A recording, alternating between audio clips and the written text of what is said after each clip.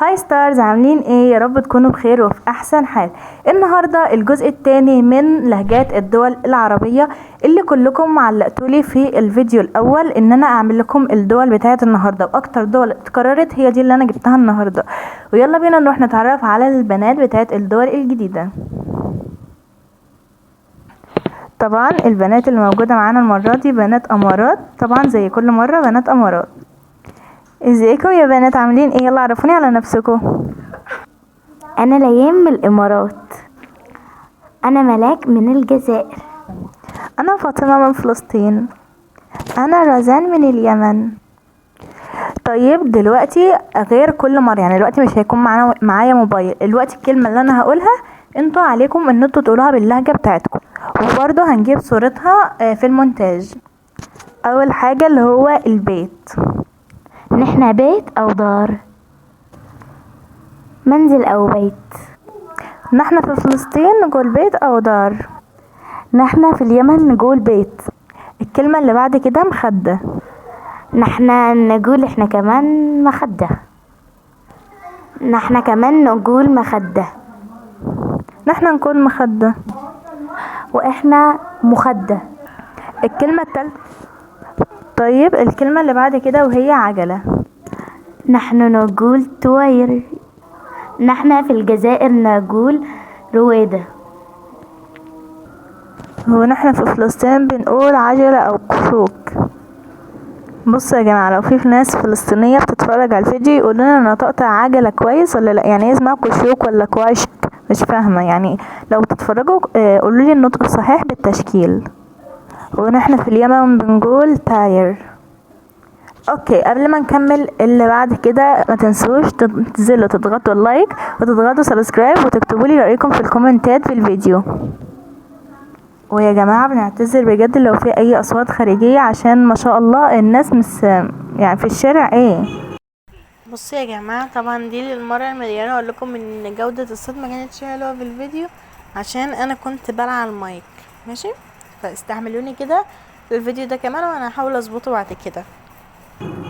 يلا صلوا على النبي ونكمل. الكلمة اللي بعد كده هي جمل. في الإمارات نقول بعيد أو ناقة. في الجزائر نقول جمل عادي، يعني عادي عادي. ونحن في فلسطين نقول قعود او الجمل. الكلمة اللي بعد كده وهي فلوس. الفلوس يا جماعة عندنا في مصر هي كل حاجة باختصار يعني.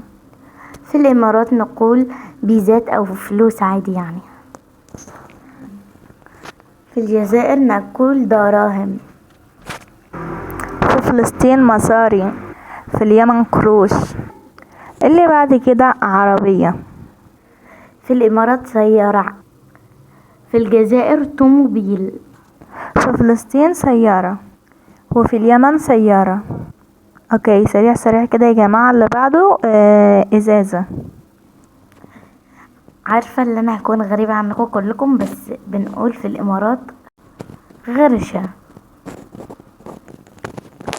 بنقول في الجزائر قارورة أو قرعة.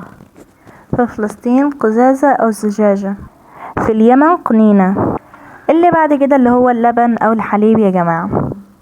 في الإمارات حليب. في الجزائر بردك حليب. حتى في فلسطين حليب. كمان عنا في اليمن حليب. اللي بعد كده وهي سفرة الأكل. طاولة طعام عندنا في الإمارات. سفرة عندنا في الجزائر سفرة أو طاولة. في فلسطين طاولة. في اليمن طاولة طعام. اوكي، بما ان اخر جولة كانت لسفرة الطعام وكده يا جماعة، يلا بينا بقى نروح على سفرة الطعام بجد ناكل. يلا يا جماعة كلوا قولوا لي رأيكم في الأكل. صراحة يا جماعة، قبل ما ناكل انا عايزة اقول لكم حاجة، ودي اول مرة اطلب منكم حاجة. الصراحة ندى مبدعة وكل حاجة وبتتعب عشانكم، وبجد بجد تستحق كل دعم. وحطوا لها لايك واشتراك وفعلوا زر الجرس عشان نوصل لاكبر عدد بيكم ونكبر خالص.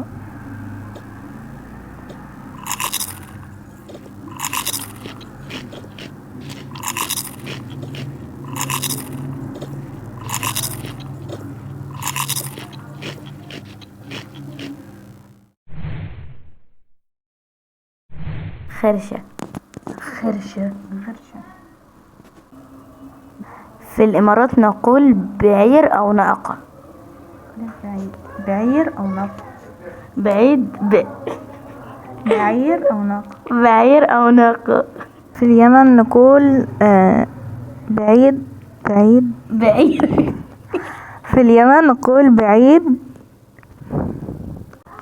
في اليمن نقول جمل أو بعير. يلا عودي يا شباب عشان عايزين نكمل. اقفل الباب وراك يا آدم. بس كده نكون وصلنا لنهاية الحلقة يا جماعة. وطبعا لو عجبتكم ما تنسوش اللايك والاشتراك، طبعا مش هوصيكم. وقبل ما تطلعوا من الفيديو صلوا على النبي، اذكروا الله كده يعني، خدوا ثواب وكسبوا لنا كمان ثواب يا جماعة. وخلوا بالكم ان انا بتعب على الفيديوهات دي، ادعموني يا جماعة، ادعموني. اوكي يلا بس كده، سلام، اترككم في رعاية وحفظ الله، سلام. قبل ما انسى، روحوا شوفوا لينك الجزء الاول. يلا روحوا شوفوا الجزء الاول من الفيديو ده لو ما شفتوش.